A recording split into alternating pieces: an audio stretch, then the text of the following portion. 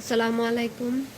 আসলে সিলেটের বন্যা পরিস্থিতির কারণে অনেকে কথা কইতে গিয়া মানে বারে বারেও কইরা যে ড্রেন আর খালের কথা। আসলে তো বিষয়টা এখন আর ড্রেন আর খাল আর নদীখন আটকিয়া রয়েছে না, বিষয়টা এখন আসলে জাতীয় পর্যায়ে গেছে কি। বিষয়টা আমি আপনারা আগেও হওয়ার চেষ্টা করছি এবং এখন আবার হওয়ার চেষ্টা করলাম।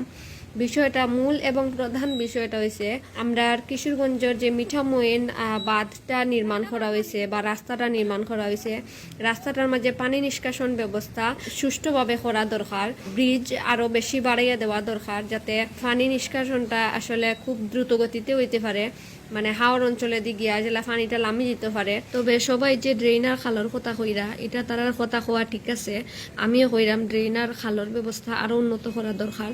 তবে আরও কয়েক বছর আগে কিন্তু আমরা সিলেটর সিটির ভিতরে ড্রেনের অবস্থা আরও কিন্তু খারাপ আছিল, অনেকটা কিন্তু উন্নত